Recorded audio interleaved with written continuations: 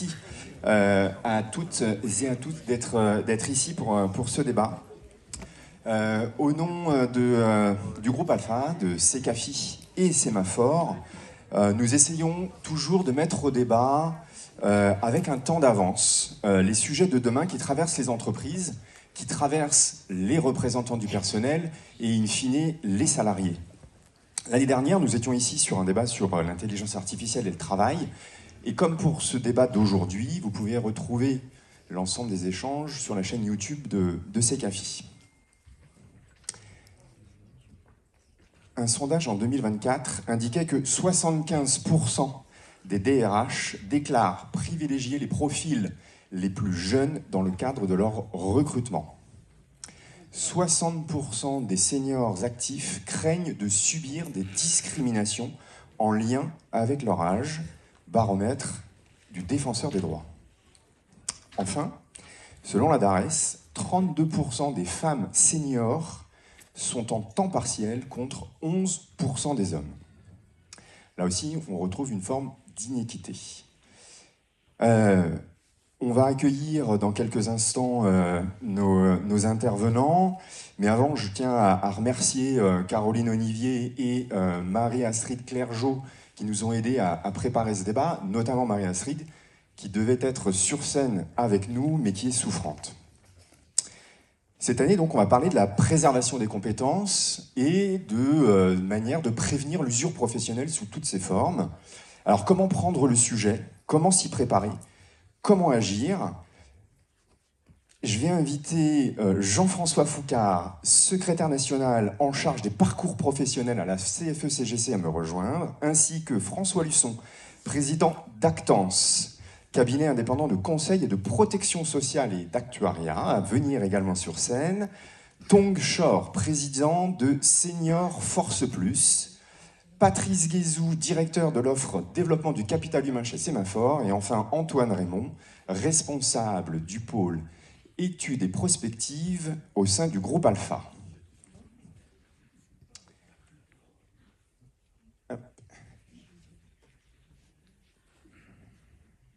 Merci. Donc, vous avez noté dans mon introduction notre souhait d'avoir un certain équilibre dans la parité aussi de notre table ronde, mais compte tenu des difficultés qu'on a rencontrées, elle va être essentiellement masculine. Mais c'est pas forcément le seul sujet, même si, je l'ai dit, c'est un sujet, cette question du genre, mais on va parler beaucoup plus aujourd'hui de questions de seniorité en 3 temps. Vous allez nous donner de là où vous parlez, de vos points de vue dans vos interventions, de votre regard que vous avez aujourd'hui sur les questions des enjeux de cette question des seniors dans l'entreprise. D'ailleurs, quel que soit le secteur d'activité, même si tous les secteurs d'activité ne se ressemblent pas à ce titre-là. On parlera ensuite, dans un second temps, des freins qu'il y a autour de la question de la seniorité, mais comme on a quelques vocations au sein du groupe Alpha, chez Secafi et chez Sémaphore, de trouver des solutions et d'avancer de manière positive, on abordera aussi, on esquissera avec vous, vous nous donnerez quelques pistes de réflexion, peut-être quelques pistes d'action pour avancer plus précisément sur le sujet. Alors commençons sur ces questions des enjeux. J'ai donné quelques chiffres comme ça en introduction pour dresser un petit peu le paysage, mais je pense que vous en avez également de par vos interventions, de par vos pratiques professionnelles. Et je vais peut-être commencer par toi, Jean-François, qui est juste à côté de moi. Je vais te passer le micro. Tu as été notamment un des négociateurs l'année dernière de l'accord national interprofessionnel de novembre 2024 sur la question des parcours professionnels et des seniors. Alors, est-ce que tu peux nous en dire 2 mots déjà et puis peut-être nous dire aussi aujourd'hui quelles questions ça pose entre la question d'un accord national interprofessionnel et puis de sa transposition dans les entreprises. Bonjour à toutes et à tous. On va déjà partir des enjeux. Il faut toujours partir d'un diagnostic. On sait qu'on va avoir 100 000 jeunes en moins. En gros, on est à peu près à 700 000 personnes par classe d'âge. On va descendre à 600 000. Donc, il y a un problème de ressources humaines. Comme disent certains, s'il n'y a pas de bras, il n'y aura pas de chocolat. Donc, à un moment donné, ça va être crucial pour les entreprises, au niveau structurel, de garder les seniors. Deuxième chose, et c'est pas juste, puisqu'on en a parlé hier forcément avec le président de la République, il en a parlé, mais globalement, il y a des choses qui arrivent. On sait que la réserve va revenir. C'est-à-dire qu'on va avoir une intensification de la réserve. Donc, à un moment donné, il y a des gens qui vont s'absenter régulièrement de leur travail pour pouvoir faire d'autres choses. Globalement, du pompier volontaire un peu généralisé sur l'ensemble du territoire. Troisième point, si on veut avoir une force d'interposition telle que c'est plus ou moins prévu et qui sont dans les cartons, il y aura à peu près davantage de gens qui vont faire l'armée, au sens qu'ils vont s'engager dans l'armée. Donc on peut imaginer qu'il y a entre 20 et 25 000 personnes de moins sur le marché du travail pendant un certain temps, puisqu'ils seront, entre guillemets, sous les drapeaux d'une forme quelconque, puisqu'il est question aussi que la conscription revienne d'ici 4 ans, entre 4 et 5. Donc quand vous avez ce paysage, vous avez moins de jeunes qui arrivent, 2 des freins, et globalement, entre 25 et 40 ans ou 50 ans, des gens qui vont passer éventuellement des périodes à l'extérieur de l'entreprise pour pouvoir assurer des choses régaliennes. Donc tout le challenge, nous on dit aussi à la CFE-CGC, c'est que le taux d'activité des seniors, c'est ni plus ni moins ce qui a été fait ou non fait durant toute la carrière, en termes de santé, en termes de formation, et après 50 ans, globalement, la reconnaissance, l'attrait. Donc, pour la négociation interpro, qu'est-ce qu'on peut faire? Nous, on peut faire des normes. C'est-à-dire qu'à un moment donné, le fait que l'entreprise valorise ses seniors entre 50 et 60 ans, leur donne envie de rester, leur donne des sujets intéressants, leur fait attention à eux, et non pas les jette comme les vire comme des malpropres. Je rappelle toujours que quand on maltraite, entre guillemets, les seniors à 60 ans, qu'on les fait sortir, ceux de 50, 52 regardent ce qui se passe, commencent à se désengager, parce qu'ils savent que quand ils vont arriver à cet âge-là, il va y arriver la même chose. Donc à un moment donné, il y a un changement de paradigme à faire au niveau de la gestion des entreprises, sur ces classes d'âge-là, puisque les seniors sont les personnes les plus discriminées. Bien sûr, il y a des femmes, mais les seniors sont au-dessus, en discrimination. Et qu'est-ce qu'on peut faire? Nous, on peut faire 2 choses. Un certain nombre de normes. Donc ce qu'on a voulu faire, c'est imposer l'activité partielle après 60 ans, alors que ça soit du temps partiel aidé, de retraite progressive. La partie patronale, globalement, a totalement refusé d'accepter qu'il y ait du temps partiel. Je rappelle que le taux d'emploi dans le Nord, dans tous les pays du Nord, est élevé, puisque le temps partiel est beaucoup plus développé, notamment pour les seniors, sachant par exemple, si on regarde au niveau macro sur l'Allemagne, c'est 31% qui sont en temps partiel, et aujourd'hui l'ensemble des salariés français, c'est que 17%. Ne pouvant pas faire ça, à un moment donné, on a fait une avancée extraordinaire, puisqu'il faut des outils, des normes. Donc en fait, la dimension senior était déjà capable d'être adressée, mais de façon optionnelle, volontariste par les entreprises. Il n'y avait rien d'obligatoire dans la GEPP, GEPPM, tout ce que vous voulez. Et globalement, c'est passé obligatoire. La grande différence, c'est que c'est passé obligatoire, mais c'est un tout petit pas, parce que là, on est dans du formel.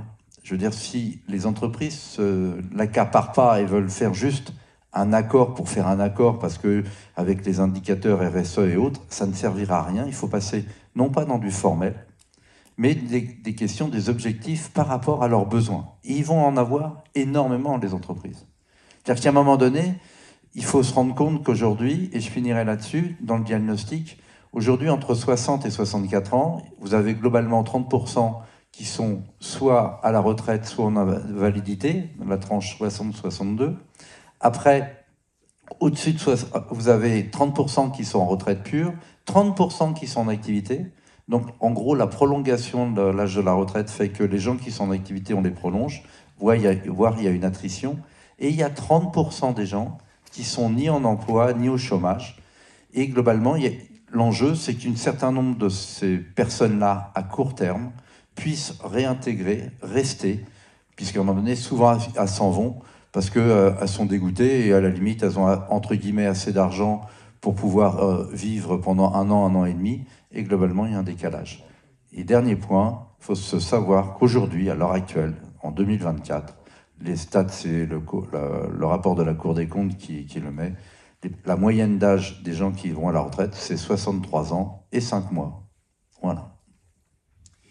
Bon, merci pour à la fois faire le lien entre une actualité effectivement qui vient bouleverser un petit peu le schéma géopolitique et puis très certainement économique ou dans les entreprises qui vont avoir un certain nombre de conséquences pour ça. Tu rappelais effectivement la question de la loyauté, de la négociation, de l'accord. Et là, je me tourne vers Antoine, parce que toi, pour faire le lien avec cette question des accords, donc tu interviens au sein du groupe Alpha en portant un certain nombre d'études, donc un regard non pas d'intervention en entreprise, mais très macro sur les pratiques qu'il y a. Et je voulais que tu nous partages ton regard, des analyses, des accords seniors que tu as pu réaliser ces derniers temps.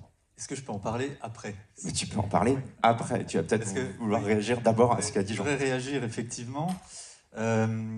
D'abord, ce que je voudrais indiquer, c'est que, donc, ça a été dit par Jean-François Foucard, on a un sujet aujourd'hui vis-à-vis des jeunes, mais sur le taux d'emploi, en fait, le taux d'emploi des 60-64 ans, aujourd'hui en France, il est très faible. Donc on a un taux d'emploi des 55-59 ans qui est dans la moyenne européenne, et par contre, c'est au-delà, le taux d'emploi des 60-64, qui lui est un des plus faibles d'Europe. Donc c'est là-dessus, en fait, qu'il faut jouer en priorité. Et donc, il y a deux possibilités de le faire. Il y a le fait de jouer sur l'âge, et puis, donc c'est ce qui a été fait dans la réforme des retraites. Donc on joue sur les paramètres, âge, durée. Et on peut jouer également sur d'autres instruments qui vont faire en sorte qu'on va augmenter le taux d'emploi des seniors. Et donc ça, quand on regarde ce que le gouvernement a cherché à faire finalement à travers les paramètres, les effets sur les paramètres d'âge et de durée, c'est mécaniquement décaler l'horizon de la retraite pour que les gens en fait s'adaptent et les comportements dans les entreprises s'adaptent et que les gens prolongent leur activité. Et donc, on a une augmentation du taux d'emploi des seniors. Pourquoi ? Pour financer la retraite, parce que c'est comme ça en fait que c'est pensé. Donc ça, c'est le premier point.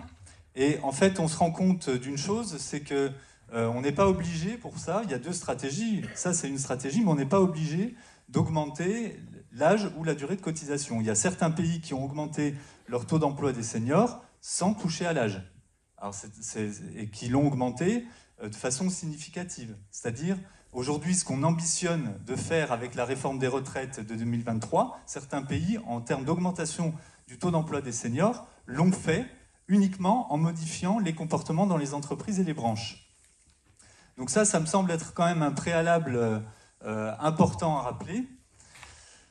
Et puis, il y a une autre chose qui... alors je vous rappelle, peut-être que c'est en gros tout le fameux débat qu'il y a eu quand... je ne sais pas si vous vous souvenez un peu de cette séquence autour de la réforme des retraites. Il y a eu la réforme systémique. Au lendemain de la réforme systémique qui a été abandonnée au moment du Covid, le président Macron avait dit là maintenant, en fait, l'objectif c'est d'augmenter le taux d'emploi des seniors parce que bon courage déjà pour aller jusqu'à 60 ans. Donc là, on était vraiment dans l'optique où on veut augmenter le taux d'emploi des seniors et non pas décaler l'âge.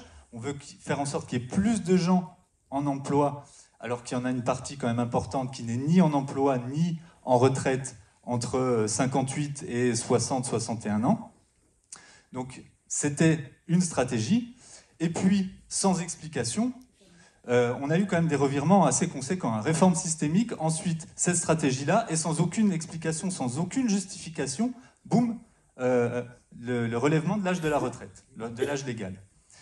Donc ça, c'est, alors en termes de lisibilité, comprenne qui pourra, mais au-delà de ça, on oublie également d'indiquer une chose, c'est que la France est un des pays, certes, qui a un âge d'ouverture des droits, parce qu'il y a quand même une condition de durée de cotisation, mais d'ouverture des droits parmi les plus faibles en Europe, ça c'est sûr, ce qui ne veut pas dire que c'est l'âge de départ, ce que rappelait Jean-François Foucard, 63 ans et demi, alors que l'âge légal est de 62. Et donc, on a aujourd'hui une situation où la France a décalé l'âge de la retraite de 60 à 62, c'était la réforme Sarkozy, à un rythme extrêmement rapide, 4 mois par an de relèvement d'âge. C'est le rythme le plus rapide en Europe. Et ensuite, aujourd'hui, on passe de 62 à 64, à un rythme de 3 mois par an. Et donc ça, c'est pas neutre pour les entreprises. Ça veut dire plus 4 ans à gérer en quelques années. Pour information, l'Allemagne est passée de 65 à 67. Les 67, c'est 2029. Les 65, ils ont été annoncés en 2007. Donc, tout ça pour dire que c'est un sujet, c'est un vrai sujet, que de mon point de vue, on a pris à l'envers en décalant l'âge. On aurait mieux fait de jouer sur le taux d'emploi des seniors, surtout qu'il n'y a eu aucune politique publique depuis un certain nombre d'années. On évoquait l'ANI tout à l'heure, mais le précédent ANI sur l'emploi des seniors, c'est 2005. Et il a un contenu qui est quand même fort ressemblant avec celui d'aujourd'hui. Bon, on a eu un peu de contrat de génération dont on reparlera peut-être, qui était la plus mauvaise façon d'envisager la transmission des compétences dans les entreprises. Donc en fait, on n'a pas grand-chose. Et donc c'était là-dessus qu'il fallait jouer. Et c'est ça que nous enseignent aussi les expériences des pays qui ont réussi en matière de taux d'emploi des seniors, comme la Finlande, les Pays-Bas, etc. Voilà, bon, je ne vais pas non plus... je laisse la parole aux autres. Non, mais c'est très bien d'avoir ce rappel à la fois macroéconomique et également évidemment politique. Tu as dressé quelques jalons de ces dernières décennies sur le sujet. Et effectivement, il y a aujourd'hui une rythmique, un agenda qui vient impacter, puisqu'on est sur des temps très très courts de transformation. Et peut-être là aussi, les entreprises n'ont peut-être pas eu le temps nécessaire à se préparer et à anticiper pour pouvoir accueillir ces transformations, au-delà des questions que ça pose de la question démographique nationale, mais aussi de la question de la pyramide des âges dans l'entreprise. Et là, c'est à toi donc, que je voudrais maintenant m'adresser, parce que à la fois tu as un parcours de dirigeant, mais tu t'es engagé maintenant, il y a un certain nombre de temps, dans la fondation de cette association, la création de cette association pour militer auprès des entreprises, pour mieux prendre en compte en fait cette question des travailleurs expérimentés. Quel est ton regard? Qu'est-ce qui t'a amené en fait à pousser ce sujet? Et puis on en parlera peut-être dans un second temps. Quel type d'action toi tu penses il est nécessaire de mener? Mais je te donne tout de suite la parole, parce que là, ce qu'on vient d'entendre en termes d'enjeux, on a des enjeux d'emploi, on a des enjeux de compétences, il y a des enjeux, Jean-François, tu dis presque de marque employeur, sur la question dont on traite aussi et d'organisation du travail, j'allais dire de prévention, et la prévention au travers de l'adaptation d'une organisation du travail. On y viendra dans un second temps. En fait, l'employabilité des seniors, c'est un sujet vaste, et il y a beaucoup de... Là, il y a une foultitude de choses qui me viennent à la tête, mais on va essayer de trier un peu tout ça. Alors, déjà, pour présenter un peu ce que nous faisons à la Fédération Senior Force Plus, nous sommes tous des bénévoles. La Fédération Senior Force Plus est une association à but non lucratif et d'intérêt général. C'est-à-dire aucun d'entre nous n'est payé par qui que ce soit. On est des bénévoles et on a une vue holistique du travail du senior, sachant que la plupart d'entre nous viennent de tout horizon. Enfin, nous sommes tous en emploi et nous venons de tous les horizons possibles en termes de hiérarchie, en termes de secteur d'activité, en termes d'âge et en termes de genre. Donc voilà, ceci étant dit, donc nous on n'est pas politique, on essaye juste de trouver des solutions pour améliorer le taux d'emploi des seniors. C'est vraiment le seul et unique objectif de la fédération, c'est contribuer à améliorer le taux d'emploi des seniors. Pour ça, on a réfléchi à certaines méthodologies, donc c'est un peu long à expliquer. Je voulais juste réagir à certains éléments qui étaient évoqués tout à l'heure. Allez-y, vous avez le droit de réagir. Je vous passe la parole, mais vous pouvez la prendre. Oui, pardon. Donc en fait, je pense que moi j'ai travaillé pendant plus de 20 ans à la direction de plusieurs entreprises internationales, japonaises, anglaises, finlandaises, tout ça. Donc je connais assez bien l'environnement européen et international. Je voulais réagir tout à l'heure. C'est vrai que beaucoup de pays travaillent à améliorer le maintien de l'emploi. Et il y a plein de solutions. Nous en proposons aussi. Nous avons 100 propositions à faire pour ça. Mais il est quand même fort. Enfin, force est de constater que l'augmentation de l'âge de la retraite, le départ de la retraite est inévitable. Dans le monde entier, l'âge moyen, c'est 67 ans. Entre 65 et 70 ans, voilà, 67 ans. Dans les pays nordiques, Suède, Finlande, etc., c'est 67 ans. Alors, évidemment, on a l'accélération de l'augmentation de la durée vers la retraite est rapide chez nous, mais forcément, parce qu'à force d'attendre, à un moment donné, on voit le mur arriver. Et le mur, c'est quoi? C'est que le taux de natalité, on le sait, baisse. Hein. Je ne sais pas si vous le savez, mais entre 2022 et 2023, le taux de natalité baisse de plus de près de 7%. Et comparativement par rapport à 2020, oui, c'est ça, 2020, c'est 10%. Donc là, Jean-François disait qu'on a un problème de main-d'œuvre qui viennent travailler. Et donc, on vit plus longtemps. Et aujourd'hui, le taux de personnes en retraite est de 20%. À l'horizon de 2030, ce sera un quart d'entre nous qui seront à la retraite. Donc, à un moment donné, on va avoir un vrai problème de financement de la retraite, mais aussi d'aide, tout simplement, du financement de l'école, les hôpitaux, etc. Donc, c'est ça qui m'a mis en colère, qui m'a donné envie de créer la Fédération Citoyen for Plus, parce que, voilà, ça fait 20 ans que je suis dans le monde associatif, et donc, je pense qu'il faut proposer des solutions, premièrement, pour maintenir l'emploi.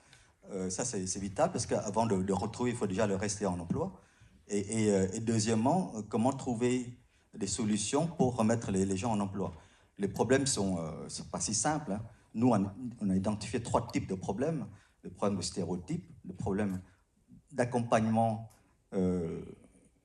par l'entreprise et l'État, clairement, c'est le deuxième point. Et le troisième problème, il ne faut pas non plus se voiler la face, c'est que les seniors eux-mêmes non plus ne font pas beaucoup d'efforts, pas tous, hein, je dirais, je ne généralise pas, mais il faut que nous fassions des efforts pour rester employables. Le monde évolue, ça va très très vite, la technologie évolue, il faut que nous-mêmes, on essaye toujours d'avancer. Donc, ta question, c'est... Non, mais c'était justement sur la vocation que tu avais donnée à cette fédération. Tu nous en diras tout à l'heure un petit peu plus sur toi, ce que tu esquisses et la promotion que tu fais en termes de modalités d'action.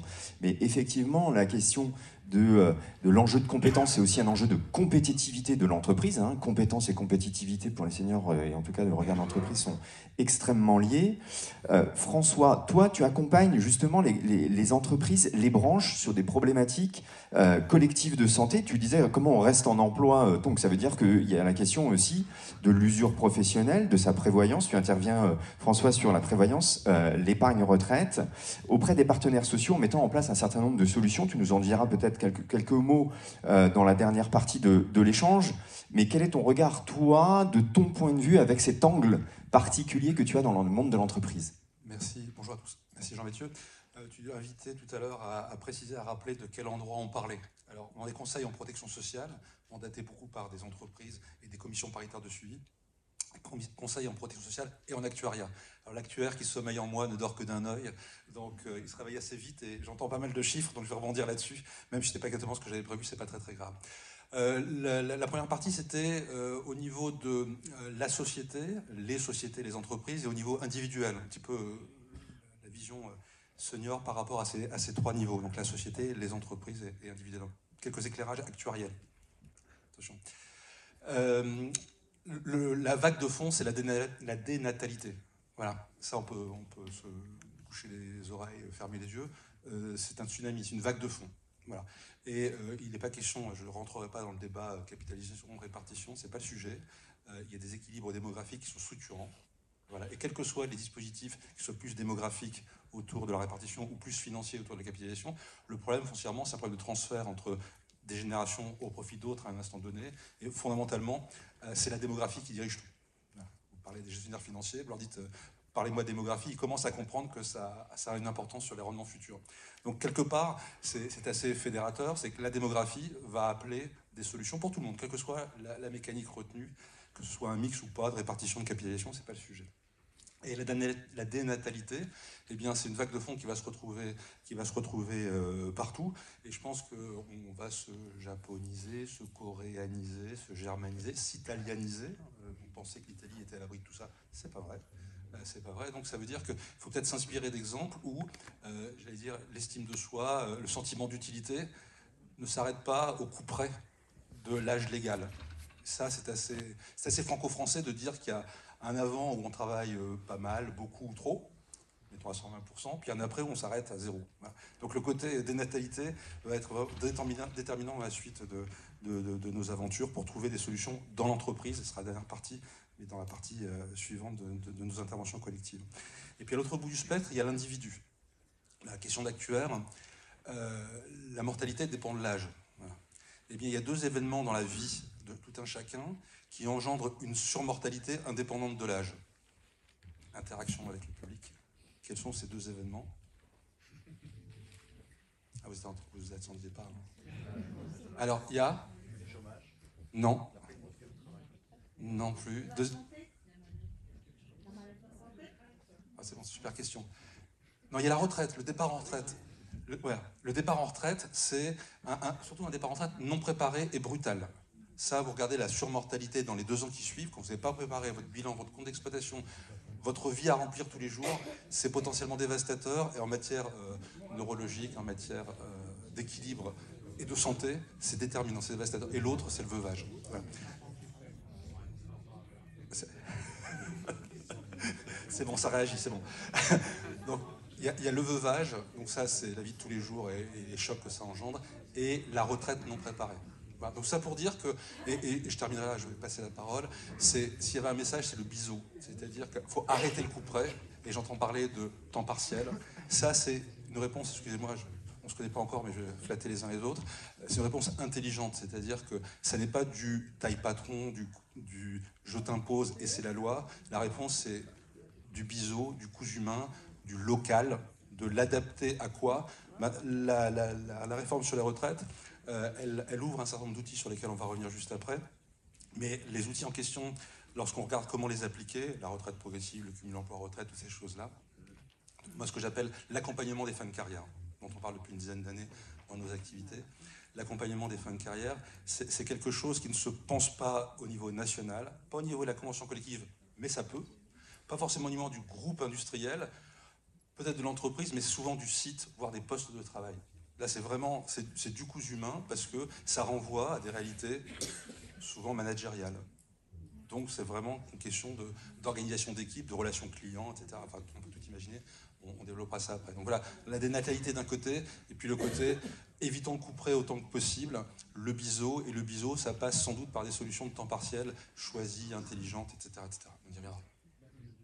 Tu ouvres effectivement, tu relis effectivement les questions démographiques et individuelles, presque, je dirais aussi de préparation psychologique à tourner la page en fait d'un parcours professionnel, de sa vie professionnelle, et donc c'est quelque chose qui s'anticipe, qui se prépare avec les enjeux que tu viens d'indiquer. Et puis il y a quelqu'un à qui je vais pas tout de suite passer la parole, qui est auprès des entreprises et qui peut poser ces questions-là, en tout cas être confronté, c'est toi Patrice, parce que ça pose plusieurs questions, cette question d'anticiper le passage à la retraite, quel que soit l'âge, mais enfin l'âge n'est pas neutre dans les questions de l'usure professionnelle, et on ne parlera pas ici que d'usure physique lorsqu'on peut y penser directement, mais il y a aussi tout un champ de santé mentale qui est important dans la sollicitation à long terme d'une activité professionnelle. Toi, Patrice, tu es au contact des directions des ressources humaines, au contact de problématiques et d'enjeux à la fois de compétences et de prévention. Quels sont aujourd'hui, toi, de ton regard, les clés, les leviers sur lesquels vous pouvez intervenir dans tes équipes au sein de Sémaphore? Merci Jean-Mathieu. Tout à l'heure, je crois, François, tout le monde n'a pas entendu le deuxième critère, en fait, deuxième élément qui pouvait être une rupture. J'ai entendu des commentaires dans la salle, je te laisse préciser. Je redis, je réarticule, désolé pour ça, le veuvage. Donc le veuvage, d'une part, et le départ en retraite mal préparé, brutal. C'est les 2 événements. Merci. Au titre de Sémaphore, donc, nous accompagnons les entreprises, les directions de ressources humaines dans le cadre de l'évolution de leurs politiques et pratiques en matière de gestion de l'ensemble de leurs ressources, quelles que soient les circonstances auxquelles ces directions sont confrontées, c'est-à-dire aussi bien des circonstances liées à des ruptures de technologie, à des ruptures d'organisation, à des recherches, on va dire, de performance, ou dans des logiques d'accompagnement du développement, de la croissance, d'évolutions qui sont des évolutions susceptibles d'embarquer l'ensemble des collaborateurs. Et ce qui me semble opportun de préciser au regard du débat qui est celui que nous avons ce matin, c'est que les entreprises, finalement, elles nous sollicitent sur deux registres différents, qui sont d'un côté, vous me permettrez cette petite segmentation, plutôt du côté de la performance, et pour le coup, lorsqu'on est du côté de la performance, il peut y avoir des impacts qui sont des impacts, disons-le clairement, directement liés à la masse salariale, et on va retrouver ici des approches qui peuvent être des approches telles qu'on a pu commencer à les esquisser tout à l'heure, avec tous les mécanismes qui consistent finalement à chercher plutôt à se séparer d'un certain nombre de collaborateurs au sein de l'entreprise, ou du côté donc en contrepoint de la robustesse, c'est-à-dire de quelle manière on fait en sorte que, eh bien, on anticipe, on prévient, on rend possible des trajectoires qui soient des trajectoires longues, des trajectoires qui permettent de dépasser un certain nombre de difficultés que peuvent rencontrer les salariés, que peuvent rencontrer les organisations tout au long de leur vie. Et ces deux registres, évidemment, sont deux registres, on pourrait presque dire, c'est presque de l'ordre de l'injonction paradoxale, en tout cas, mais c'est deux leviers sur lesquels on est amené à devoir intervenir, puisque des raisons, on va dire, structurelles, des raisons de marché peuvent conduire des entreprises à prendre des décisions relativement brutales et qui pourront avoir des effets assez massifs sur les collectifs de travail et sur les organisations. Et puis, en même temps, tous les éléments que Jean-François a rappelés, tous les éléments que l'on a évoqués à l'instant autour à la fois de la raréfaction de la ressource, du vieillissement précisément de la population, des sollicitations par les salariés eux-mêmes de formes d'accompagnement, on va dire, dans le cadre de toute leur vie professionnelle, mais a fortiori à ces moments critiques où ils peuvent être à la fois parents aidants du point de vue, on va dire, de leurs enfants, parents aidants du point de vue de leurs propres parents, eh bien, donc des demandes qui sont des demandes d'accompagnement et d'ajustement des politiques de ressources humaines à leur endroit. Et ces dimensions-là, eh bien, elles nécessitent de rebalayer l'ensemble des politiques de l'entreprise pour voir finalement de quelle manière on a accompagné les trajectoires professionnelles, de quelle manière on a ou non rendu possible des évolutions, on va dire, tout au long de la vie professionnelle. Et le point, évidemment, qui est un point critique, et on pourra en redébattre, a fortiori avec un négociateur à côté de nous qui connaît très bien les questions de formation professionnelle, c'est que précisément au moment où les salariés pourraient avoir le plus besoin de formation pour pouvoir opérer ces ajustements, opérer ces évolutions professionnelles, ce sont les moments où précisément ils sont le moins sollicités et le moins accompagnés en termes de formation. Et là, il y a une forme de paradoxe français dont on a du mal à sortir, c'est qu'à la fois nous sommes d'une certaine manière les inventeurs de la formation professionnelle tout au long de la vie, on est très fiers de la loi Delors, on est très fiers, on va dire, de toutes les initiatives qu'on a pu prendre au titre de l'accompagnement des trajectoires professionnelles, et en même temps, on a encore du mal à articuler formation initiale et formation continue, et donc à ne pas mettre en risque un certain nombre de personnes, donc ce que dans le jargon RH on appelle leur employabilité, à ne pas mettre en risque un certain nombre de personnes dans des moments critiques qui sont des moments où précisément il va falloir opérer un virage.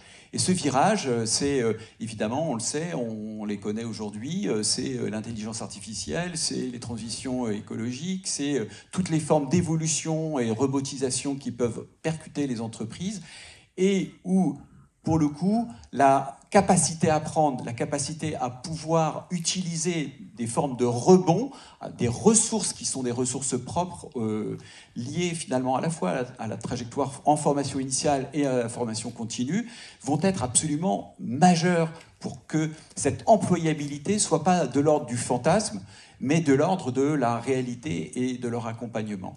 Donc notre enjeu, c'est de travailler sur ces deux registres, c'est à la fois travailler aux côtés des directions quand elles ont des enjeux de performance pour faire en sorte que les salariés qui vont être concernés soient en situation d'être le mieux accompagnés possible et en capacité de rebondir.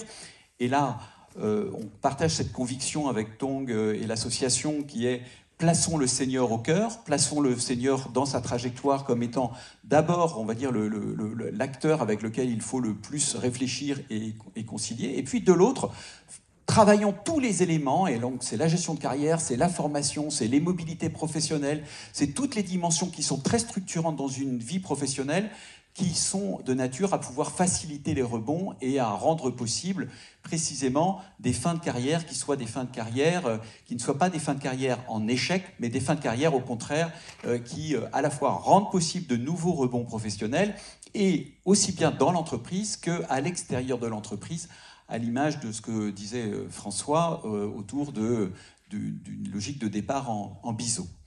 Voilà les quelques éléments que je voulais évoquer. Excuse-moi, j'ai peut-être été un peu long, Jean-Mathieu. Non, absolument pas, parce que c'est intéressant d'entendre cette conviction qui est défendue au quotidien, mais peut-être qu'elle n'est pas toujours suffisante et qu'elle doit s'inscrire aussi dans le renouvellement d'un dialogue social avec les instances, parce que quand même, il y a des représentants du personnel aussi qui sont à la manœuvre sur un certain nombre de ces sujets, ça balaye un certain nombre de ces sujets, et Jean-François, je pense que tu as peut-être de ton expérience et de ta pratique, quelques réactions ou commentaires à apporter. Je vais réagir, et après je vais éclairer sur autre chose. À un moment donné, globalement, en France, on ne comprend pas les règles du départ en retraite. Tout le monde mélange tout. Globalement, il y a un âge à partir duquel on ouvre la porte. C'était 62, éventuellement ça sera 64. C'est à un moment donné, on ouvre. Et pour les carrières longues, il y a un truc spécifique. Donc on ouvre la porte et globalement, la collectivité vous permet d'ouvrir. Si c'est plus tôt, donc les carrières longues, il fallait avoir, on l'oublie toujours, un certain nombre d'années. Donc 42, bientôt 43. Si vous ne l'avez pas ça, donc aujourd'hui on va rester calme, on va rester dans le cadre d'aujourd'hui, c'est 62, non mais ou si c'est 64 ans, peu importe, on va partir en futur. À 64 ans, je peux partir, et puis là, à ce moment-là, je dis je prends ma retraite, et il y a deux cas.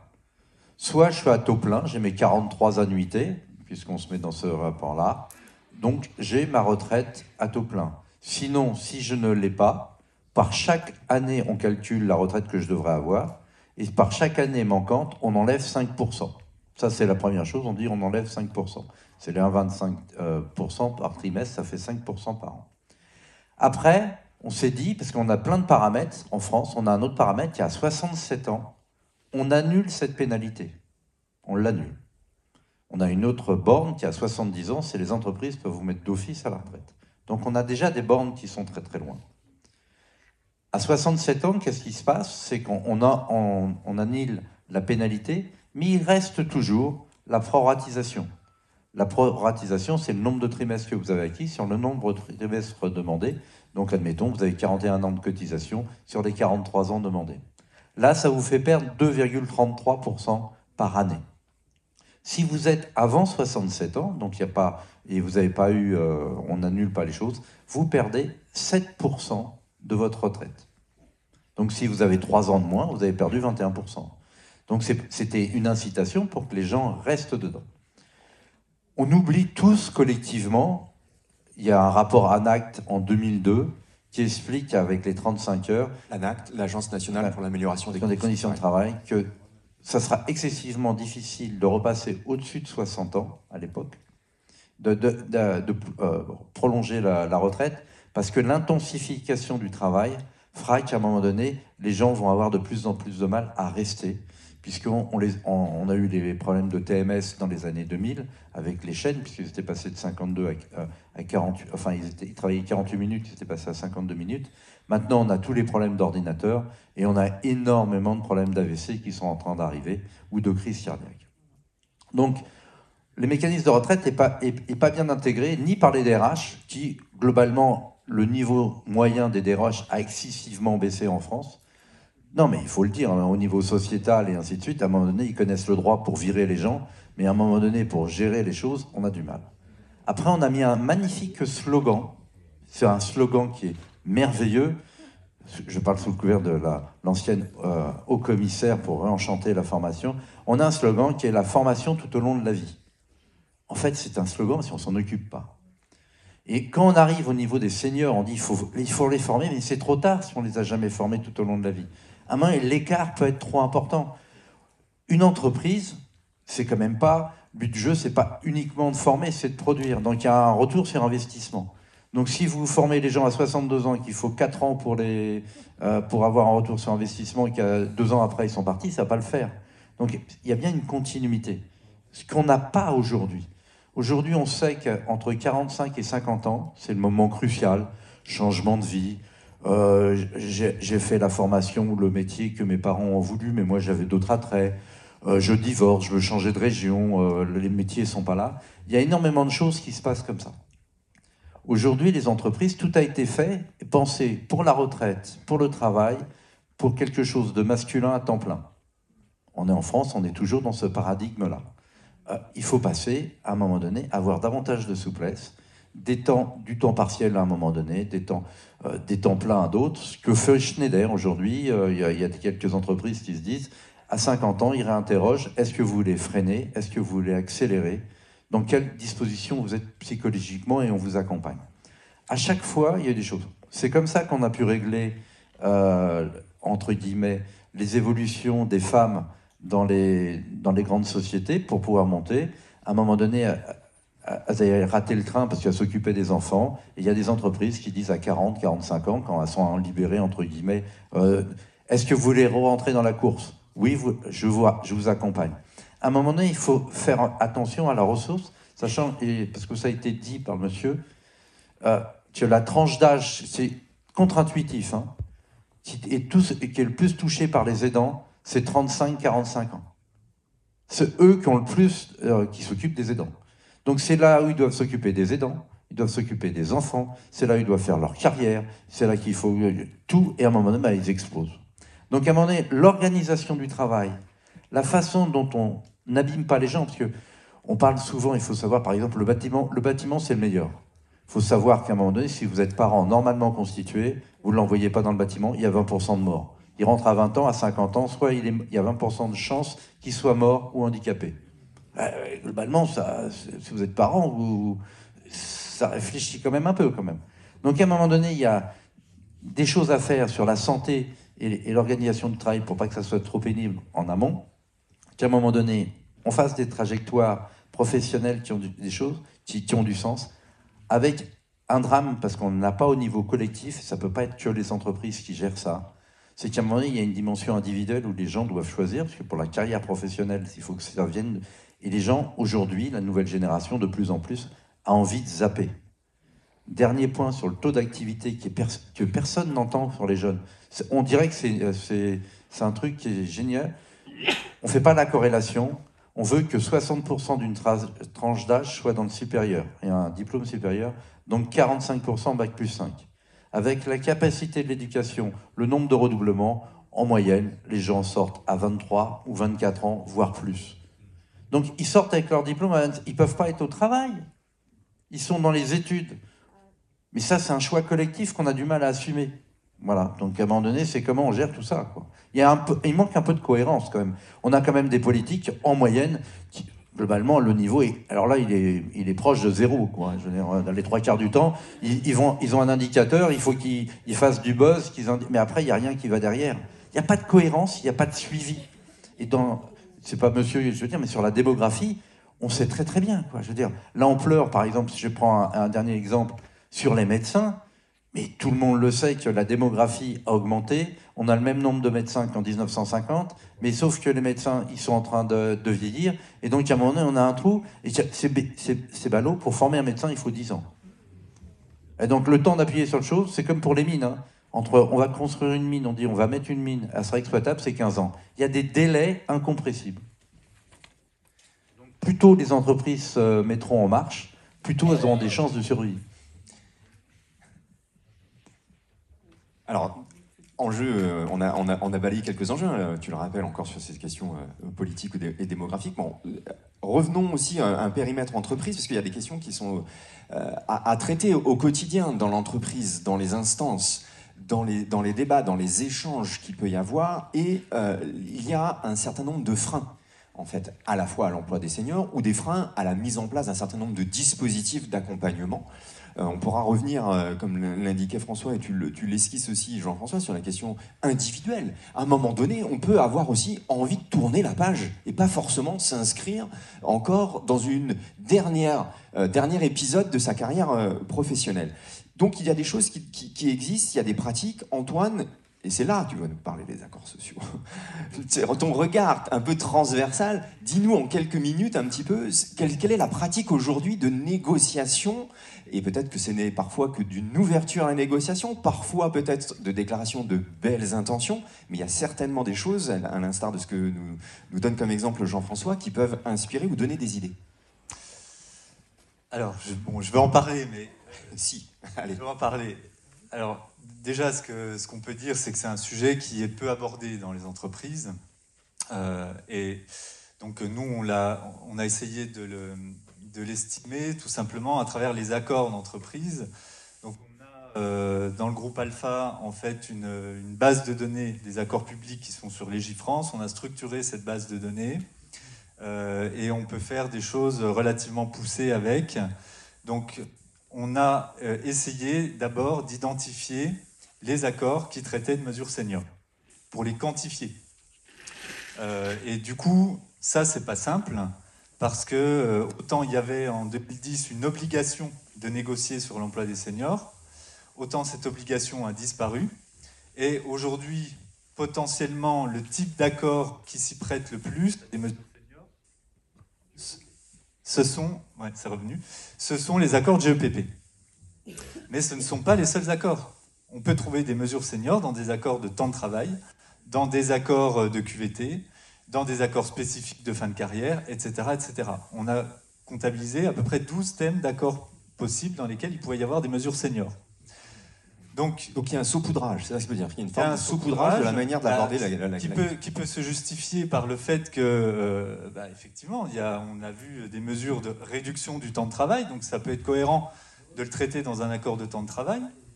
Il y a des mesures qui tiennent à l'adaptation des compétences, des parcours, etc. Donc ça peut être cohérent de le traiter dans un accord de GEPP et de ne pas tout traiter dans un seul accord. C'était d'ailleurs un des sujets de l'ANI qui instaure de nouveau donc une obligation de négociation, de savoir si ça devait être dans un accord dédié ou pas.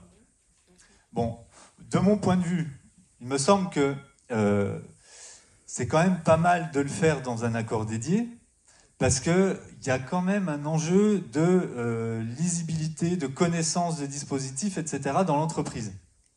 Donc si on commence à parsemer ça dans différents types d'accords, pour après ramasser une vision d'ensemble, ça va être un peu plus compliqué. Et j'en prends pour exemple la retraite progressive. La retraite progressive aujourd'hui, il y a plus d'un salarié sur deux qui ne sait pas ce que c'est. Alors que c'est quand même quelque chose qui permet de réduire son temps de travail en fin de carrière et qui permet, sur la partie non travaillée, de percevoir une partie de sa retraite. Donc, ce n'est pas une perte sèche de salaire quand on réduit son temps de travail, puisqu'il y a une partie de la retraite qui vient compenser d'une certaine manière. Et après, l'entreprise peut aller au-delà. Bon, et donc les partenaires sociaux ont choisi donc de garder là, dans le dernier accord national interprofessionnel l'âge de la retraite progressive qui était accessible 2 ans avant l'âge légal va désormais, donc avec le relèvement de l'âge à 64 ans, il aurait dû passer à 62. L'ANI dit que l'âge de la retraite progressive va rester à 60. Donc il passe à 4 ans avant l'âge légal. Donc c'est des possibilités d'aménagement. Donc ça, voilà. Donc tout ça pour dire que sur ce travail qu'on a fait sur les accords seniors, donc on les a comptabilisés. Donc potentiellement, déjà ça c'est un gros travail parce qu'il a fallu rechercher ces mesures seniors dans plus de 80 000 accords. Et du coup, on a comptabilisé 2470 accords qui ont été signés entre le moment où Légifrance a été rendu public, c'est-à-dire fin d'année 2017, et le deuxième trimestre 2023. 2470 accords. Pour information, vous avez à peu près 5 à 6 000 accords d'égalité professionnelle qui se signent chaque année, dont on a vu que c'était tout à l'heure un facteur de discrimination. Donc vous voyez l'écart. Là, c'est 2470 accords sur l'ensemble de la période, avec ce que je viens de dire, le fait qu'il peut y avoir des mesures pour une même entreprise prises dans différents accords. Donc pour une même entreprise, il peut y avoir par exemple 3 accords. Et sachant que sur une période de 6 ans, il peut y avoir des renouvellements d'accords. Donc ça réduit d'autant, en d'autres termes, le nombre d'entreprises qui prend des mesures sur les seniors. C'est la raison pour laquelle il fallait quand même faire quelque chose sur ce sujet de la négociation d'entreprise, parce qu'on voit bien qu'on n'est pas du tout à la hauteur. Et comme je l'ai dit tout à l'heure, les pouvoirs publics n'ont pas incité à ça. Il y a eu donc cette obligation senior qui était extrêmement mal faite dans les années 2010, avec une obligation, avec une pénalité derrière s'il n'y avait pas un accord ou un plan d'action. Mais les entreprises ont dû faire ça tellement rapidement que forcément c'était des accords creux. Entre le moment où on leur a dit vous devez négocier et le moment où elles devaient produire un accord, on a vu qu'il y avait quand même un petit enjeu de changement des comportements, un peu de démarche, gestion prévisionnelle des emplois, des compétences, etc. Ça se fait pas en 2 mois. Or, l'obligation de 2010, c'était ça. Et du coup, après, bon, il y a eu le contrat de génération, j'en ai parlé, et ensuite, il n'y avait plus rien. Donc, voilà, donc il y avait des entreprises, en particulier des grandes, qui faisaient des choses très intéressantes, qui sont allées sur des choses très innovantes, en articulant plusieurs dispositifs, etc. Et puis la masse des autres entreprises ne faisait rien.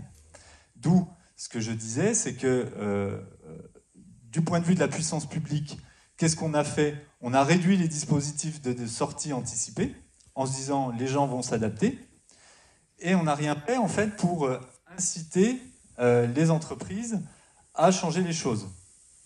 Et donc ça, c'est ça le cœur du sujet, et c'est notamment pour ça que la France est aujourd'hui le pays pour lequel il y a le plus d'écart entre l'âge moyen de sortie du marché du travail et l'âge de la retraite.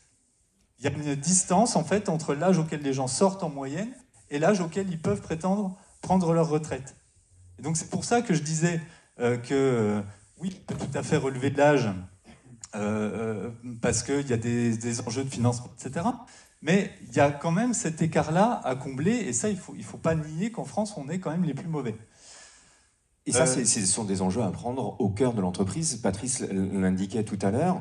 Ça veut dire qu'il faut aussi, pour aborder, et continuer, merci Antoine, mais pour aborder, c'est la question de l'identification des freins. Pour, au-delà de ces aspects structurels ou de principes, et prenez le micro, allez-y. On a des entreprises qui recherchent, qui recrutent, qui veulent recruter des juniors expérimentés. Et puis, on a...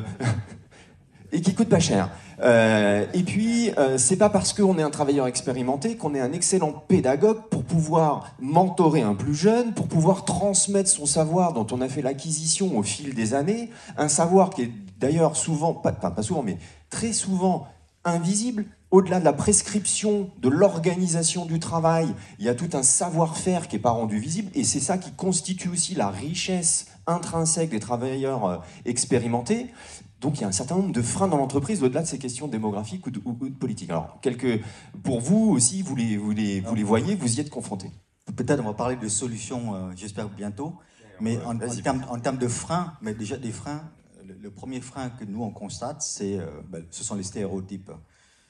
Les seniors sont chers, les seniors sont largués par la technologie, les seniors ne savent pas travailler avec les jeunes. Les seniors, évidemment, sont malades, fréquemment malades. Donc voilà, et tout ça, sont absents, souvent absents, oui. Et tout ça, c'était publié dans les enquêtes des défenseurs des droits en décembre 2024. Donc voilà, nous, fort de ça, on parlera tout à l'heure des solutions. Mais voilà, les freins, c'est vraiment ça, c'est ce sont les stéréotypes, mais c'est aussi la formation, on l'a dit tout à l'heure, tout le long de la carrière. Alors, nous, on a fait une petite étude pour valoriser justement, parce qu'on dit toujours, en fait, tout ce qui ne se mesure pas ne vaut rien. Donc, nous, on a créé un outil de mesure comment dire, de l'engagement de l'entreprise en faveur des seniors. J'en parlerai un peu plus tard lorsqu'on parlera des solutions. Mais tout ça pour vous dire simplement qu'on a analysé les entreprises du CAC 40 pour qualifier, pour nous assurer que nos outils fonctionnent correctement. Et là, c'est très clair, flagrant. Toutes les entreprises du CAC 40 ne forment plus leurs salariés à partir de 45-50 ans. Et cause à effet, évidemment, ils ne le recrutent pas non plus, à cause des stéréotypes, à cause de plein de choses. Voilà, mais en tout cas, c'était constaté. On parlait Jean-François parlait de Schneider. Je peux faire un peu de publicité aussi pour ces boîtes. Donc, sur les CAC 40, nous avons 80 ou 100 critères dans nos questions. Et aucune des entreprises du CAC 40, excepté 2, ont au-delà de 50 points dans notre scoring, qu'on appelle le senior score, pour faire allusion au Nutri-Score. Et aucune des 90% des entreprises ont répondu à moins de 50% de nos questions. Les 2 entreprises qui sont vertueuses pour nous et qui ont dépassé les autres sont AXA et Schneider, justement. Et Schneider, ils prennent en considération les salariés, puisqu'ils ont défini 4 modèles types de salariés, ceux qui veulent accélérer leur carrière, ceux qui veulent progresser, donc ceux-là, il faut les coacher, il faut les former, et puis ceux qui veulent continuer leur carrière normalement, donc ceux-là, on les forme pour les maintenir en emploi, et puis ceux qui disent, moi, j'ai fait ma carrière, je veux transmettre. Donc ceux-là, on les associe plutôt à des jeunes, on essaye de les faire du mentoring, etc. Et puis ceux qui disent, moi, voilà, c'est fini, moi je veux partir à la retraite. Donc là, on fait un biseau. On essaye de les amener progressivement vers le mécénat de compétences. Donc voilà, ça, c'est des solutions, on pourra en parler plus longuement. Mais en termes de freins, il y a vraiment tout ça, les stéréotypes, le manque de considération de la formation pour le long de la carrière, mais aussi quelque chose de très flagrant, c'est que tous les sujets liés au capital humain, c'est un sujet back-office, DRH. La direction générale est très peu impliquée. Ça commence à venir. Il est vraiment important qu'on se saisisse du sujet, que la direction générale vienne vraiment piloter des programmes en faveur des seniors. Voilà, il y a quelques entreprises qui commencent à s'y mettre, et puis quelques entreprises aussi qui commencent à inclure dans leur COMEX leur DRH. Donc ça, c'est une bonne chose. C'est bien, tu as fait la transition sur les moyens d'action. Jean-François, vas-y, tu veux réagir? Oui, dans les stéréotypes, c'est que globalement, l'horizon, bien qu'il ait changé pour beaucoup de directions, c'est toujours 60 ans. Qu'en gros, à 50 ans, on était mort, et que dans des très grandes entreprises, le fameux « si vous n'avez pas votre Rolex à 50 ans, vous avez raté votre vie », en fait, il y a des étapes. C'est-à-dire que vous êtes HP, dans les grandes boîtes, il faut que vous soyez à tel niveau, à tel âge, sinon après, vous n'avez pas accès au niveau du dessus et autres. À un moment donné, il y a des portes qui se ferment de mobilité et d'évolution. Aujourd'hui, il faut décloisonner ça. Alors on a tenté, il y a des entreprises qui l'ont un peu décloisonné pour les femmes avec les règles, les contraintes, elles en ont pris, mais elles n'ont pas pris en compte la globalité des situations. Comme je dis, il y a les aidants, il y a les faits qu'à un moment donné, vous pouvez vous engager qu'après, parce que si vous êtes occupé entre 35 et 45 ans de vos parents qui étaient en train de mourir, c'est difficile de s'engager à fond dans le boulot, ou si vous êtes mère célibataire ou père célibataire avec des enfants à s'occuper. Aujourd'hui, c'est excessivement varié. On a des populations, alors notamment dans les cadres, dans les ouvriers, c'est moins vrai, mais quand ils se remarient, ils ont des enfants plus tard, le fameux enfant à 40-45 ans, qui fait que pour les études, les gens ont envie de travailler beaucoup plus longtemps ils peuvent travailler jusqu'à 65, 70 ans, mais de façon engagée, parce qu'ils en ont besoin et ils arrivent à se réaliser. À un moment donné, il faut arriver entre guillemets, une cafétéria, il faut s'occuper de nouveau des individus. Ce qui est flagrant, pardon, quand vous occupez des gens avec l'armée, eux, ils gèrent des crises, ainsi de suite, mais en fait, eux, ils s'occupent globalement, les gens, de leurs collaborateurs. Ils connaissent la vie de leurs collaborateurs et sur quoi il faut agir et qu'est-ce qui les préoccupe. Et globalement, il faut que l'entreprise réapprenne ça au niveau des managers de proximité, mais il faut leur donner les moyens aux managers de proximité pour pouvoir le faire. De s'occuper, Pierre ou Jacqueline, là, c'est pas la peine en ce moment de la charger parce que elle a des problèmes familiaux, elle a un certain nombre de choses et elle n'est pas disponible, mais c'est pas parce que ça va durer que 3 mois, 6 mois, peu importe, mais à un moment donné, en tenir compte et puis de ne pas mettre la personne dans un placard pour être en capacité de continuer. Et effectivement, elle n'est pas rentrée dans le standard. À 45 ans, il fallait être là, et si elle arrivait à 48 ans, on le fait bien avec les enfants.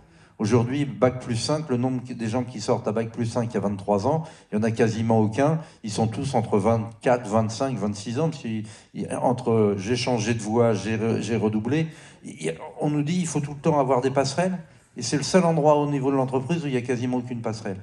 Donc c'est tout ça à construire. Mais ça nécessite, et je finirai là-dessus, on a donné la main au RH. Et en fait, ils n'auraient jamais dû quitter la fonction support, de accompagner au niveau de la méthodologie. Il faut que les business units au sens métier reprennent leur truc, cette fonctionnalité, de savoir de quoi ils ont besoin en compétences, comment il s'appelle, les temps. La meilleure société sur ce sujet, c'est Thales, parce que quand ils embauchent, ils savent qu'ils doivent garder, leur personnel ne bouge pas beaucoup, mais qu'à un moment donné, ils ont des produits à maintenance entre 25 et 40 ans. Donc, à un moment donné, les compétences, ils sont obligés de les gérer. Et l'employabilité et l'envie des gens. Sinon, ça ne marche pas. Et cette notion-là, où les entreprises ont pris l'habitude depuis fin des années 60, excusez-moi l'expression, de prendre les compétences sur étagère en disponibilité et de virer les anciens, pour faire simple, demain, il n'y aura pas des nouveaux qui vont rentrer. Les compétences n'arrêtent pas d'évoluer excessivement vite. En gros, tous les 5 ans, et ça peut descendre en dessous. Et les seuls qui vont être capables de faire ça, c'est pas l'éducation nationale. Parce que le temps que ça monte au cerveau du recteur, que les compétences qu'ils ont besoin, c'est déjà fini. Donc ça ne peut être qu'au niveau des entreprises de réinternaliser un certain nombre de choses. Mais ça, les entreprises de consommateurs vont devoir être à un moment donné passer producteurs de compétences. Volontiers, je rebondis sur ces quelques éléments avec quelques éclairages entre guillemets assurantiels. Lorsqu'on accompagne des entreprises ou des branches, en fait, on suit le cycle de la vie, du risque court au risque long. Et le code des assurances appelle ça les risques liés à la durée de la vie humaine. Donc le risque court, c'est la santé, la complémentaire santé. C'est pas le sujet ce matin. Après, c'est la prévoyance. Donc décès et arrêt de travail, incapacité, invalidité, après la retraite et après la perte d'autonomie. Donc là, vous avez tout le cycle de la vie. Et ce qui est intéressant, c'est que les régimes de prévoyance concentrent tout ça. Ce régime de prévoyance va embarquer tous les arrêts de travail en fin de carrière. On parlait des stéréotypes tout à l'heure. La probabilité d'avoir un arrêt de travail, elle monte avec l'âge.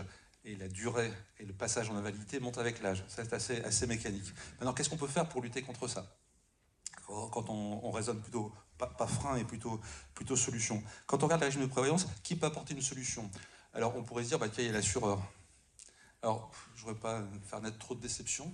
Il contribue à la solution, mais en fait, la vraie réponse, je parlais tout à l'heure, et les uns et les autres ont été sur le même registre, c'est du coût humain, c'est du local. C'est le management de proximité. Alors je vous rejoins sans problème. C'est-à-dire que l'assureur peut, sur étagère, avoir des produits qui peuvent contribuer à, mais la conception, l'intelligence, la vision, qui va permettre de dire dans mon entreprise, dans mon site, dans mon atelier, avec Pierre, avec Jacqueline, trouver la solution coûts humains, ça c'est dans l'entreprise qu'on trouve la réponse. N'allez pas la chercher ailleurs, c'est les gens qui connaissent l'entreprise. C'est sûr et certain. Quand vous regardez un régime de prévoyance aujourd'hui, les arrêts de travail qui n'ont cessé de monter depuis une dizaine d'années, donc vos régimes incapacité invalidité coûtent de plus en plus cher, mais c'est mécanique, c'est aussi lié à la réforme des retraites, tout est dans tout. En fait, on s'aperçoit que la cause principale des arrêts de travail aujourd'hui, un certain nombre de baromètres qui le disent, c'est les risques psychosociaux. Et ben alors ça, c'est pas facile à définir et c'est pas facile à traiter en termes d'aide au retour à l'emploi. Ça, je peux vous dire, pas simple du tout. Alors qu'est-ce qu'on fait? On demande à l'assureur, c'est un peu de saupoudrage en termes de pénibilité. Je ne vois pas que les solutions soient forcément là-bas. On va essayer de trouver des aides. Alors c'est toujours pareil, on revient à un chasser naturel, il revient au galop. On revient sur du temps partiel. Vous regardez aujourd'hui, vous avez plus en plus de contrats, on en accompagne certains, sur des garanties d'aide aux aidants dans les régimes de prévoyance. J'accompagne par exemple les bureaux d'études techniques. Il y a un sujet qui va revenir sur le dessus de la pile. Dans la branche en question, c'est sans doute l'aide aux aidants. Pourquoi? Parce que les personnes en milieu de vie, j'ai appelé ça comme ça, ils accompagnent leurs enfants, bien sûr, mais aussi leurs parents. Et dans ce cadre-là, elles ont besoin d'avoir des allègements de charges, donc des jours où elles ne viennent pas travailler, qui sont indemnisés pour pouvoir, non pas par incapacité, invalidité ou saturation burn-out, dire avant d'attendre le sinistre, on peut peut-être l'anticiper et avoir droit à un certain nombre de jours. Et puis dernière chose, alors c'est un éclairage, attention, il y a un calcul actuariel qui va s'imposer à vous dans les minutes qui viennent. Restez concentrés. Dans l'accompagnement des fins de carrière, ce qu'on essaie de faire, c'est faire en sorte que les personnes viennent dans la semaine travailler N jours et soient payées P jours. C'est-à-dire que si elles viennent 4 jours et qu'elles sont payées 5 jours, on a quelque chose qui est intéressant. La retraite progressive, c'est un excellent outil. Quand on travaille 4 jours, qu'on est payé 5 jours, vous avez un résultat assez mécanique, c'est que votre week-end augmente de 50%. Vous l'avez? On passe de 2 à 3 jours. Eh bien ça, la pénibilité ressentie dans sa vie de tous les jours, elle chute, mais de manière drastique. Nous, on a accompagné un grand groupe dans la grande distribution que je ne citerai pas, que vous allez reconnaître assez facilement. Beaucoup de caissières, elles sont dans les courants d'air. Elles n'arrêtent pas de porter des charges toute la journée. D'accord. Qu'est-ce qui se passe le lundi matin? Alors, je fais un propos genré, hein, aussi les caissiers. Le lundi matin, elles appellent « je ne suis pas en forme, je ne viens pas ». Et qu'est-ce qui se passe pendant la semaine en question? Alors, vous avez du maintien de salaire, vous avez le régime de prévoyance qui peut rentrer en jeu, mais surtout, le travail doit être fait. Donc, c'est les collègues qui prennent. Donc, les collègues surfatiguent parce que le boulot doit être fait. Les clients attendent, donc la marque distributeur, en l'occurrence s'agissant de grande distribution, elle en prend un coup au passage. Le cadre ou l'agent de maîtrise qui est dans les rayons, il vient donner un coup de main, etc. Donc, c'est le bazar partout, c'est la réaction en chaîne. Et l'idée de se dire, finalement, la réponse, elle n'est pas nationale, elle n'est pas convention collective, elle est dans le groupe de grande distribution. Pour les personnes qui sont en caisse, qu'est-ce qu'on fait de manière concrète? Et là, la réponse, ça va être de prendre la boîte à outils. Et la boîte à outils, elle a considérablement cru. On parlait de retraite progressive, on parlait de compte épargne-temps. Alors, on n'est pas là pour faire l'apologie à la tribune de Schneider Electric, mais il se trouve que ce matin, j'ai séché une organisation, un événement qu'on faisait au cabinet. J'ai juste dit bonjour, j'ai pris un café, et je parlais avec l'adjoint au directeur de relations sociales de Schneider Electric, justement. Je lui ai dit, je citerai ton nom, mais ça viendra forcément avant que j'en parle, donc je ne me suis pas trompé. Et je lui ai dit, c'est quoi la condition du succès de votre accord au sein de Schneider Electric? C'est quoi? C'est un problème d'argent? Oui, mais pas que. C'est un problème de SIRH? Oui, mais pas que. Et j'ai dit, alors c'est quoi, s'il n'y avait qu'une seule réponse à donner et à vous partager? Il me dit, c'est convaincre le management de proximité. Fermer le banc. Vous l'avez. Et après, tout ça va irriguer le régime de prévoyance, va irriguer les conditions de travail et l'efficacité à l'arrivée. Donc tu nous donnes quand même quelques espoirs sur le fait que les choses peuvent changer, peuvent bouger. On est sur et vous avez fait assez naturellement la transition sur ces moyens d'action. Donc là, il y en a quelques-uns qui ont été évoqués. Donc tu parlais toi de mesurer un petit peu et de faire une sorte de photographie ou de cartographie un petit peu de la question des seniors dans l'entreprise. Vous avez abordé la question également de la prévention de l'usure sous toutes ses formes, puisque c'est aussi un des sujets. Jean-François, dans l'ANI, il y a effectivement l'ouverture à une négociation, mais il y a aussi cette phase de pré-diagnostic. Tu vas nous en dire 2 mots, mais Patrice, anticiper cette question et donc pour faire le lien sur toutes les strates managériales, parce que je pense qu'il faut effectivement, comme vous l'avez dit, une impulsion au niveau de la gouvernance, parce que sinon ça risque de ne pas prendre, mais c'est surtout travailler sur toute la chaîne managériale en dessous pour pouvoir aller au plus fin, aller au poste au niveau de l'individu, parce que la compréhension de la charge de travail ou de la nature des tâches n'est pas neutre dans le dispositif à mettre en place. Oui. Alors, loin de moi, évidemment, l'idée de vouloir stigmatiser tel ou tel acteur de l'entreprise, qu'il s'agisse de la direction générale, des DRH ou des managers de proximité, chacun, on va dire, dans dans la situation qui est la sienne, cherche à faire au mieux. Ce que l'on peut constater, c'est qu'effectivement, nous sommes plus particulièrement dans nos contextes franco-français sollicités sur des logiques plutôt curatives que sur des logiques d'anticipation. Et or, l'Organisation mondiale de la santé nous invite à 3 types de prévention: prévention primaire, prévention secondaire, prévention tertiaire, et pour essayer d'être le plus possible dans la capacité d'évitement, par exemple, d'un certain nombre de risques, parmi lesquels le risque évidemment lié à la santé, et avec toutes les conséquences que l'on vient d'évoquer à l'instant, mais aussi le risque d'inemployabilité, c'est-à-dire le fait que si on ne prend garde au fur et à mesure d'une carrière professionnelle, si on ne valide, si on ne finalement identifie pas les compétences acquises par une personne, cette personne va avoir de plus en plus de mal à se repositionner. Et évidemment, si on associe la problématique à la fois de la compétence et de la santé, eh bien, la pénibilité va aller croissante et le risque d'écart, on va dire, et de sortie de route va se prolonger.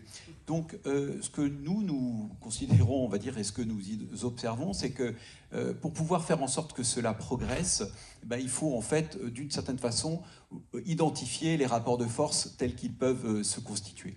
Alors il y a des rapports de force, on va dire, je ne vais pas parler devant un négociateur, et particulièrement devant une assemblée comme la vôtre, qui sont évidemment les rapports de force qui sont liés à la façon dont les instances sont susceptibles de se saisir d'un certain nombre de sujets et de les structurer au fur et à mesure, et notamment par exemple dans le cadre des politiques sociales qui font l'objet à la fois de consultations, d'informations, consultations, de saisines d'experts aussi.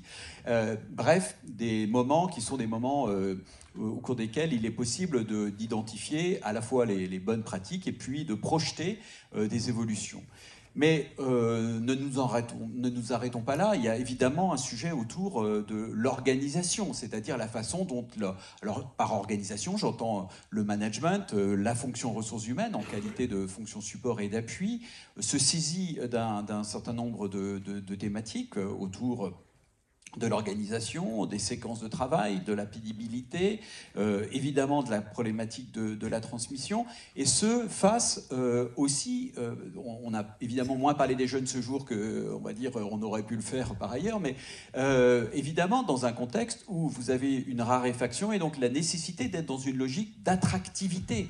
Et vous pouvez considérer, j'espère que vous l'avez compris, qu'on ne va pas, on va dire, pouvoir passer complètement à côté de la problématique de l'attractivité, puisque face à la nécessité de recruter de la main-d'œuvre, puisque la main-d'œuvre est une ressource rare et qui va être de plus en plus rare, eh bien, il va falloir aussi mettre en exergue des formes d'organisation qui vont être attractives pour les collaborateurs.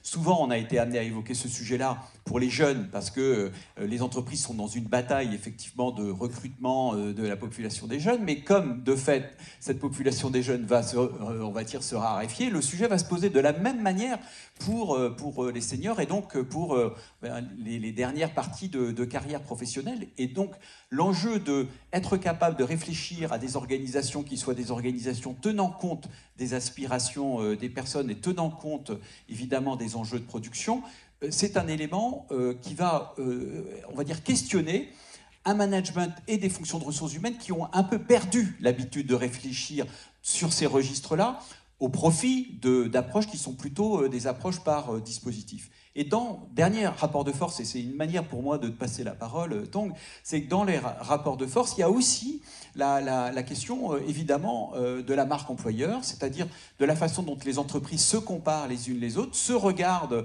et s'observent également, parce que c'est un facteur d'attractivité, mais c'est aussi une façon de rendre compte des politiques RSE qu'elles sont capables de conduire, de la manière dont elles se comportent dans leur environnement, non pas simplement économique et social, mais aussi sociétal. Et c'est un élément sur lequel on peut, on va dire, considérer que là aussi il y a un rapport de force. Donc il y a un rapport de force qui est un rapport de force qui peut s'établir au travers de la loi, il y a un rapport de force qui peut s'établir au travers du dialogue social, et puis il y a aussi un rapport de force qui s'établit on va dire, dans la relation que les entreprises ont entre elles, que ce soit, on va dire, au sein de leur branche, mais aussi en interbranche, puisque on constate qu'aujourd'hui, les batailles se mènent aussi en interbranche pour à la fois fidéliser et recruter. Et peut-être une façon de remettre un peu en exergue le social score que vous avez développé.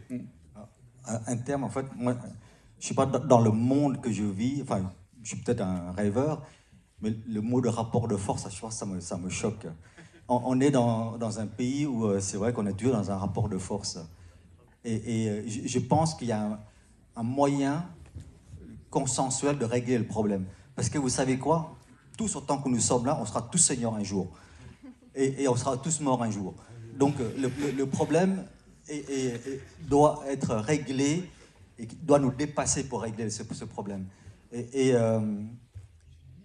sincèrement, il faudrait qu'on arrive à travailler, syndicats, CSE, patrons, à trouver des solutions. Des solutions existent. Et il y a plein de pays qui proposent des solutions, qui arrivent à travailler ensemble. C'est pourquoi nous, en termes de solutions, on a imaginé justement le Senior Score. C'est un outil transparent, objectif, avec plein de critères qui posent déjà la première chose pour aligner les composants de l'entreprise ensemble pour partager le même point de vue, à savoir combien vous avez de seniors plus de 50 ans, combien sont formés, est-ce que vous faites ci, ça. Donc on répond par oui ou par non et on donne un chiffre. Donc forcément le Senior Score, à partir de ce moment-là, on ne peut que partager le même point de vue. Vous voyez, c'est pas polémique. Donc pour progresser, pour changer, il faut déjà partir sur la même base. CSE, direction et syndicats. Dès lors qu'on pose la même base, après on peut construire. Après on peut dire, voilà, quelle solution adopter. Moi, j'ai plusieurs solutions en tête.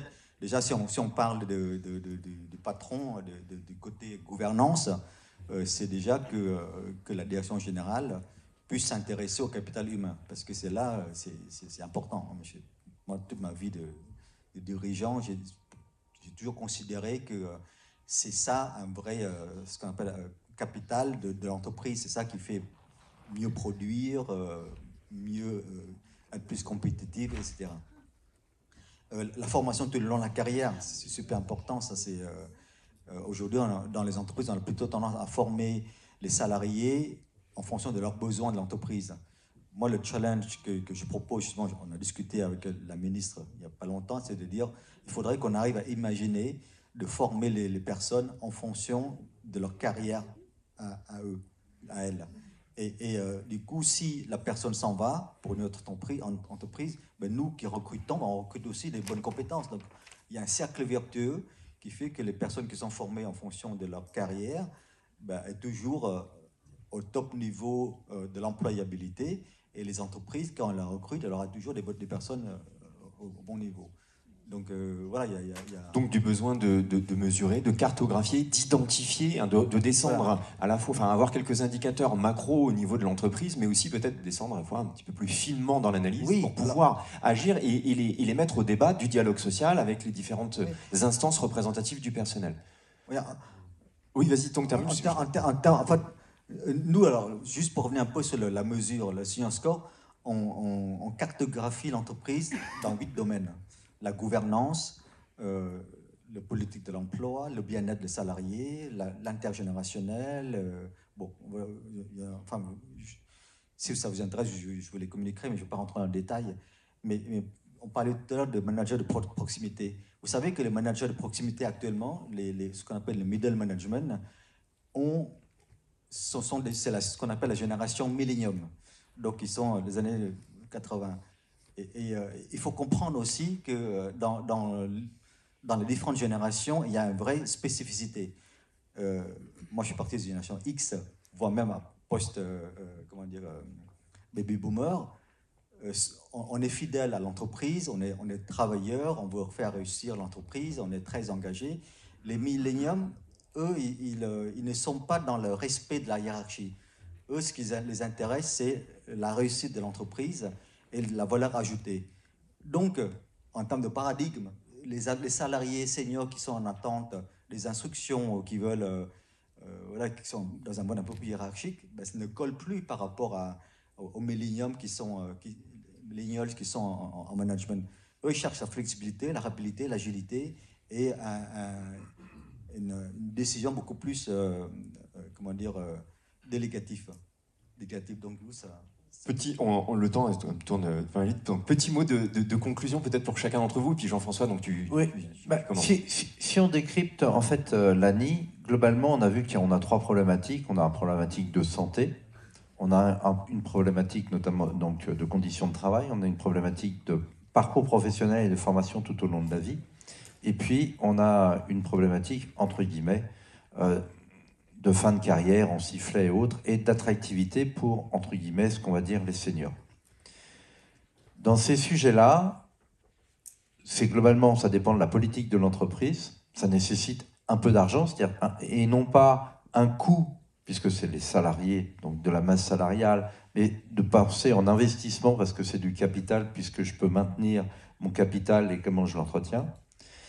Et les entreprises, aujourd'hui, en grande majorité, ne sont pas prêtes de traiter ce sujet-là, parce qu'il y a aussi l'organisation. On a vu, j'ai oublié un des points cruciaux, c'est l'organisation. Quand on est au niveau ANI, on peut créer que des normes. Donc nous, ce qu'on voulait, c'est d'avoir des capacités de formation quand on était sur le nouveau pacte de vie au travail, puisque le reste était tout petit par rapport, c'était contraint avec Barnier par rapport à l'assurance chômage, mais le nouveau pacte de vie. Donc on avait l'organisation. Naturellement, aujourd'hui, si les entreprises faisaient du temps partiel était devenu assez classique, il n'y aurait pas ce débat. On a voulu imposer la retraite progressive, c'est-à-dire qu'à un moment donné, si le salarié demande la retraite progressive ou du temps partiel, on ne puisse pas lui interdire de dépasser 60 ans. Aujourd'hui, c'est inentendable pour les entreprises. Il suffit de demander à n'importe quel directeur, au fait, ton chef de département, demain, il te demande du temps partiel, est-ce que tu acceptes? Globalement, c'est non. Donc, c'est changement de paradigme. On n'a pas pu. Donc, pour pouvoir faire, comme disait Kant, pour apprendre à voir, il faut qu'on soit préparé. Donc, tout ce qui a été fait, c'est de dire, bon, il y a des travaux à faire en branche, tout ce qui est santé, tout ce qui est éventuellement parcours professionnel. Donc on va faire, vous allez parler des seniors, vous rendre compte qu'à un moment donné, ça nécessite de travailler. La même chose au niveau d'entreprise. Il y a un problème en général de santé, donc ça a été corrélé avec l'entretien de mi-carrière par rapport au bilan de santé, pour pouvoir faire un lien, pour dire, bah, regardez, là, il se passe des choses, travaillez, il y a quelque chose à faire. La partie patronale a bien voulu, a lâché, entre guillemets, le fait qu'il y a un entretien 2 ans avant, comment il s'appelle, les 60 ans, là, le fameux, pour être en capacité de dire, en fait, mais est-ce que vous voulez continuer? Est-ce que vous voudriez du temps partiel? C'est quoi votre horizon de départ à la retraite? Puisque aujourd'hui, les gens ne savent pas. L'entrepreneur ne sait pas. Et je ne dis pas que c'est bien qu'il le sache, mais il ne sait pas. Parce qu'en fait, on a tous des stéréotypes. Vous avez, admettons, un bac plus 5. Donc vous imaginez, 23 ans, plus vous serez 25, à 65, 66. Pas de chance, ils ont travaillé avant, pendant leurs études, ils peuvent même être carrière longue. Et donc du coup, l'horizon est beaucoup plus court. Donc toutes ces choses-là ne pouvant pas se faire. Sur la dimension individuelle, on aurait dû avoir de l'argent sur la formation professionnelle tout au long de la vie pour pouvoir, entre guillemets, augmenter le PTP des dispositifs. Comme l'entreprise, c'est pas de coût supplémentaire, ne voulait pas. Le seul moyen d'agir, c'était que les partenaires sociaux, les CSE, tous les organes, à un moment donné, se mettent autour de la table, pour à un moment donné sortir des problématiques, des chiffres, pour à un moment donné que ça pète, entre guillemets, au visage de chacun, qu'il faille travailler. Voilà. Bon, merci beaucoup pour ce petit mot de conclusion, Jean-François. Je vous remercie tous pour avoir donné un peu votre point de vue, votre éclairage de vos pratiques. Ça met un petit peu au débat aussi pour vous dans les entreprises, un petit peu cette question. On espère que vous avez pu avoir quelques éléments sur les moyens d'action qui sont, on voit bien, encore difficiles à mettre en œuvre au quotidien. Mais devant nous, on a un agenda. On ne sait pas si il y aura, pour reprendre un des sujets du débat, un concours conclave, un référendum. En tout cas, la question va revenir sur le sujet. Le groupe Alpha, Secafi, Sémaphore reste évidemment présent sur la thématique. Donc on va continuer à avoir des prises de parole.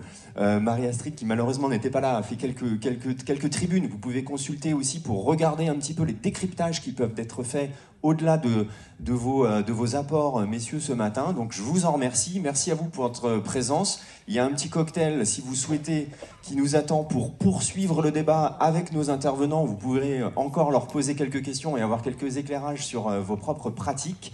Donc merci à vous pour votre présence ce matin. Et on ne s'arrête pas là parce que au sein du groupe, on a toujours l'envie de mettre au débat des sujets. Donc on vous invite le 17 avril à la Maison de l'Océan à Paris, dans le 5e arrondissement, pour un débat qui va là aussi réunir un certain nombre de représentants du monde syndical, politique et économique autour de la question du travail dans toutes ses formes, sur lequel on va pouvoir continuer à aborder les sujets tels qu'on l'a fait un peu ce matin. Donc n'hésitez pas à vous inscrire, c'est gratuit. Merci à vous toutes et à vous tous. Et puis on se retrouve pour un petit cocktail si vous le souhaitez, juste dans quelques instants.